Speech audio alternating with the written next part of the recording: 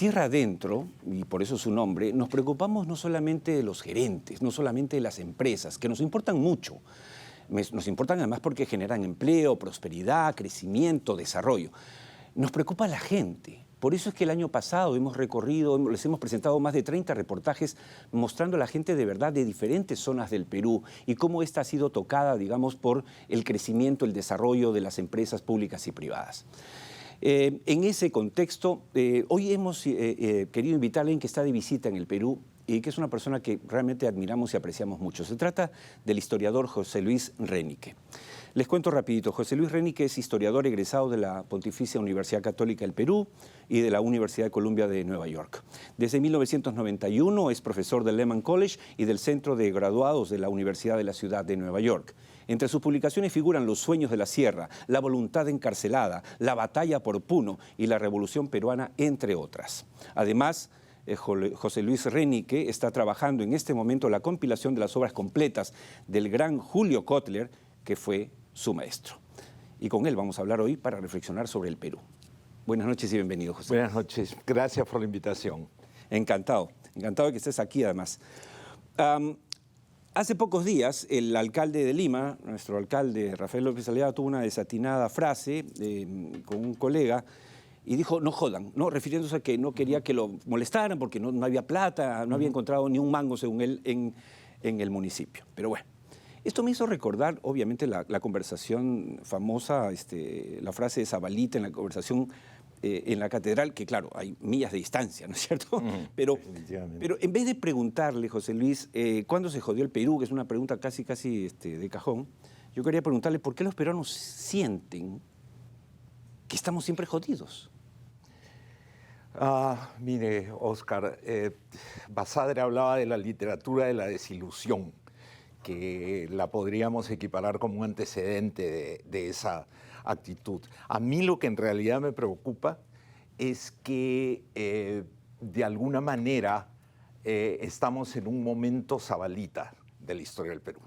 Y con esto quiero referirme a que la popularidad de la frase proviene de que Zabalita hablaba por una generación que había vivido el ochenio y que estaba harta con todas aquellas cosas que en la novela salen en la célebre conversación en la catedral. Y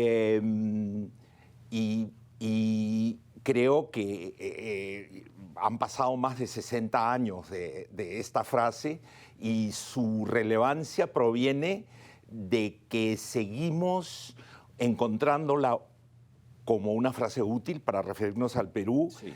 Puesto que me parece que la actitud que comunica a los fines de los años 50 con el momento de hoy es vivir en una nación que no cuaja. Y ese creo que es un buen punto de partida para vincular percepción con realidad. Una nación que no cuaja, o como diría Julio Kotler, una sociedad en estado coloidal, ¿no? Sí. Ahora, para hablar de esto también, aterrizando a lo que ha pasado recientemente, las elecciones del 2021 que llevaron a la presidencia a Pedro Castillo, también nos trajeron una ultraderecha racista y clasista que no conocíamos, que no se había traducido, no había hecho cuerpo en grupos partidarios. ¿Qué explica este fenómeno? Menciono tres cosas. En primer lugar, creo que es un momento mundial. O sea, el atractivo de los gobiernos autoritarios es evidente desde Hungría. Tenemos una fascista en Italia, por etcétera. Supuesto, ¿no? Aunque todavía no saca la guerra. Entonces hay un momento internacional, desde Hungría hasta El Salvador, desde El Salvador hasta Venezuela, etcétera, etcétera. Desde la izquierda y desde la derecha hay un ataque al sueño de la democracia liberal. En segundo lugar, me parece que la decepción con la democracia es evidentemente ha creado un estado de crispación enorme. Y en tercer lugar, creo que hay como parte de todo este esquema, hay nuevamente, como ocurrió en otros momentos del siglo XX, un desplazamiento de los discursos de la seguridad nacional a la arena política. Es decir, los encargados de la gobernabilidad en un sentido policial y los políticos que se ven obligados a hablar de la gobernabilidad como manera de justificar las barbaridades que hacen en términos represivos o en términos de malos manejos de recursos, ¿no? Ahora, yo creo que eso crea un escenario favorable a lo que tú planteas en tu pregunta. Que no es una sorpresa, por cierto. Lo interesante era que hiciese cuerpo, ¿no? O sea, Claro. que ya estuviese, por ejemplo, en el Parlamento o en la alcaldía. Bueno, es que ahí hay que añadir que cuando yo menciono la situación internacional, no estoy hablando simplemente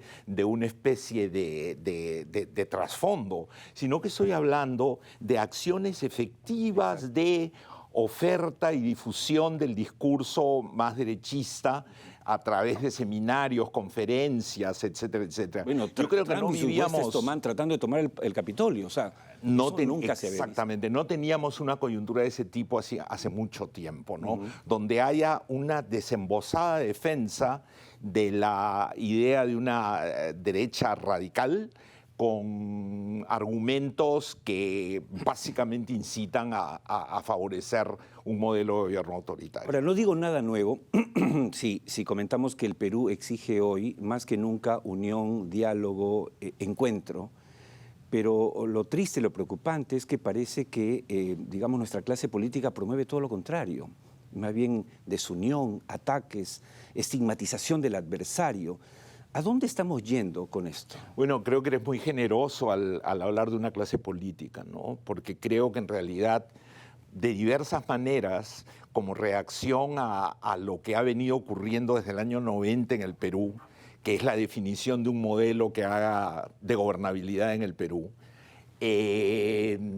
la posibilidad de afirmar una clase política se ha visto socavada constantemente, permanentemente.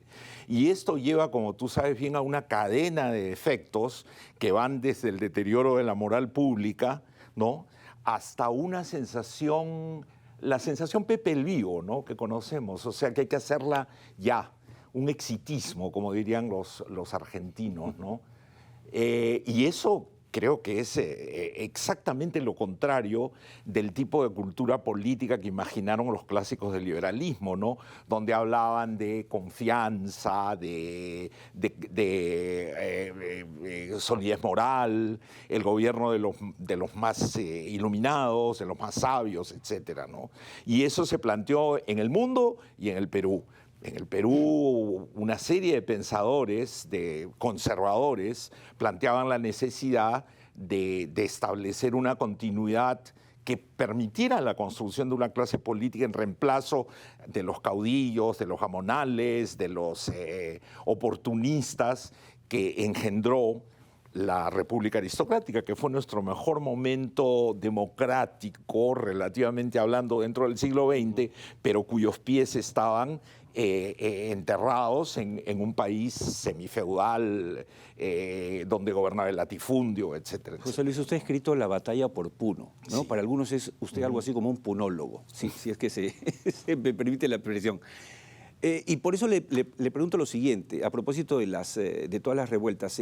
Un segmento de la población cree que las protestas violentas que hemos presenciado desde el 7 de diciembre, después del autogolpe torpe del señor Castillo y la llegada de Diego Boluarte, que estas revueltas, que estas protestas, violentas muchas de ellas ciertamente, son obra de la extrema izquierda y o los remanentes de Sendero Luminoso. ¿Están equivocados quienes piensan así?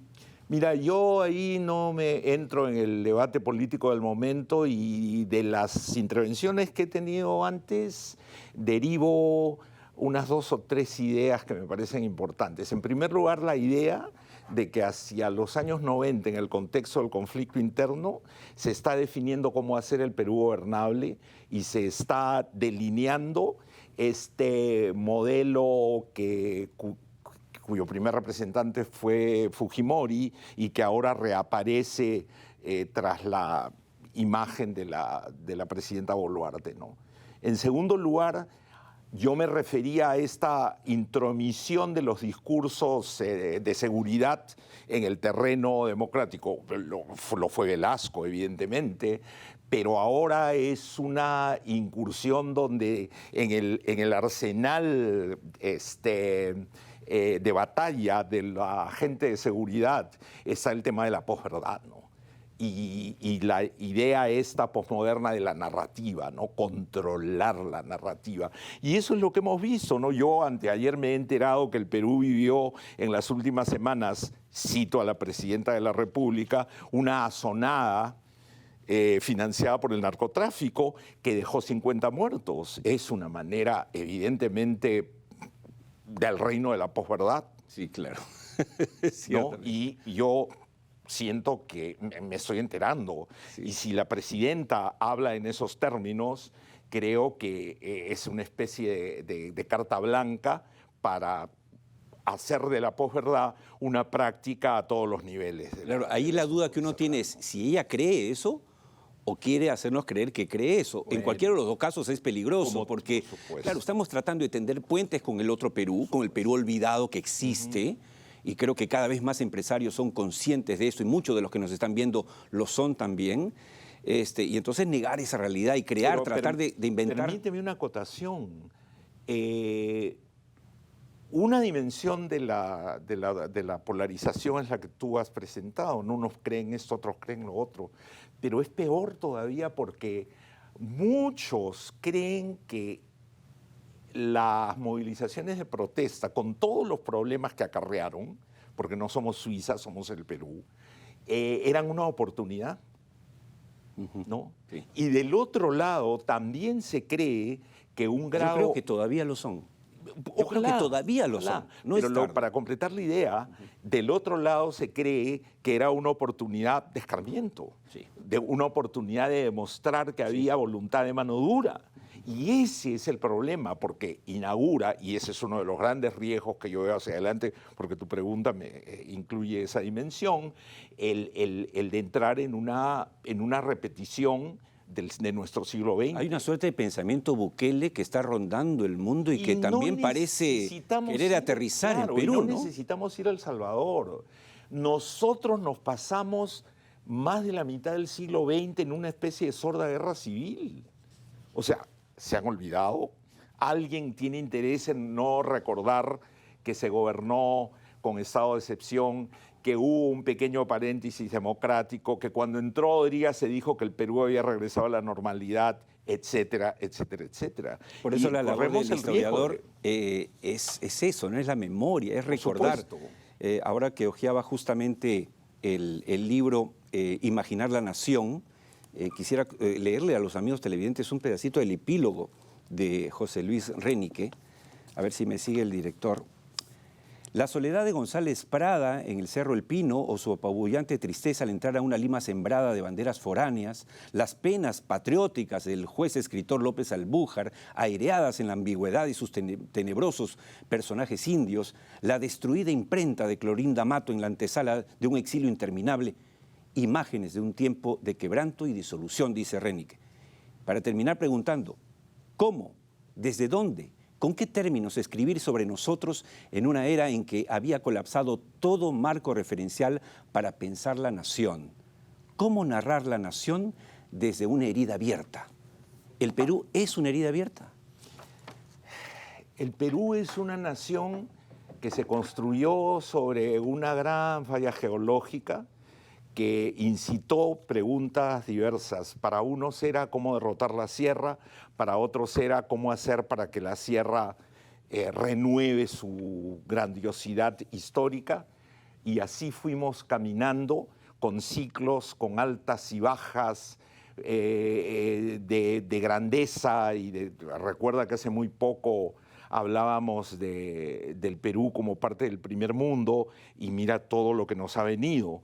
Entonces es una nación que no ha logrado suturar estos temas y que ha heredado muchos elementos de la etapa preindependencia y que se han reciclado precisamente porque no hemos logrado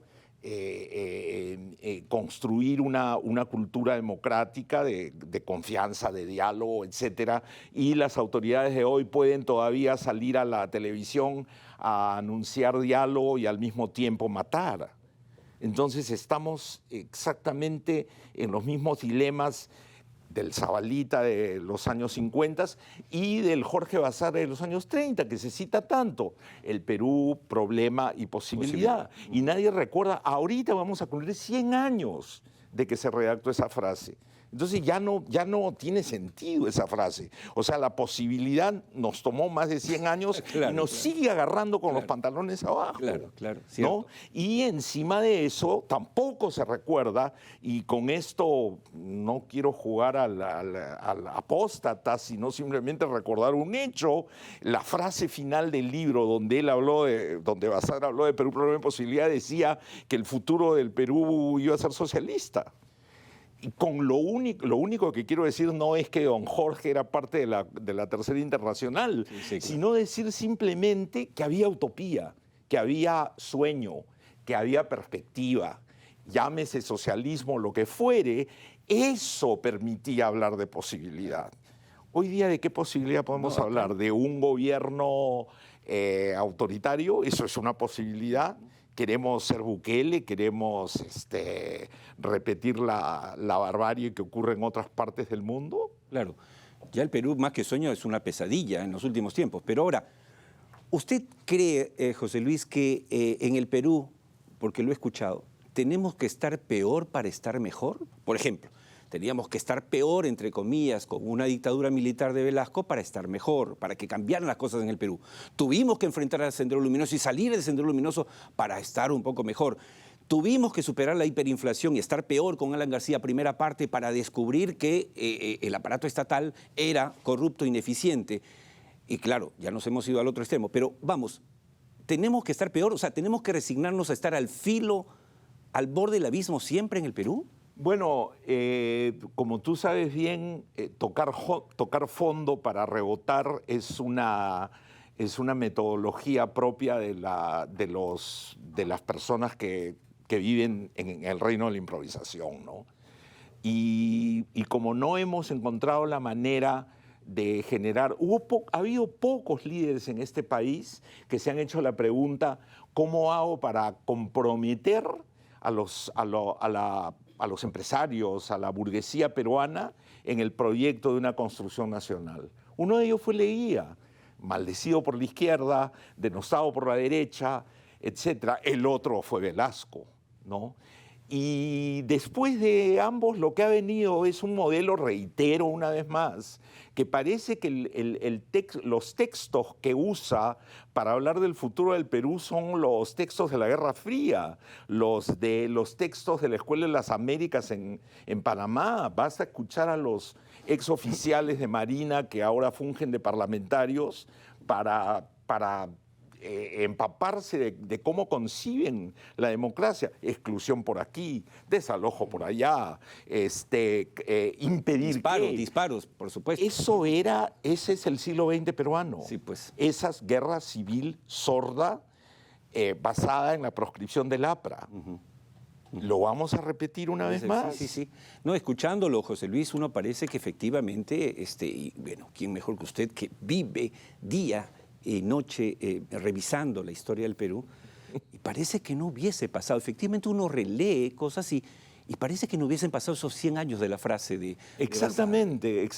Hemos aprendido mucho, en realidad. Hemos crecido económicamente, por supuesto, claro sí, hay cierta mejoría, se ha reducido el analfabetismo, se ha reducido, ¿no es cierto?, la pobreza, pero hay cosas que no han cambiado. Mira, yo quiero citar a uno de mis más admirados historiadores, el británico Hobsbawm, que dice que uno de los grandes retos, una de las cosas únicas de la sociedad en la que tú y yo estamos inmersos, es el que por primera vez en la historia de la humanidad se vive en una sociedad sin memoria.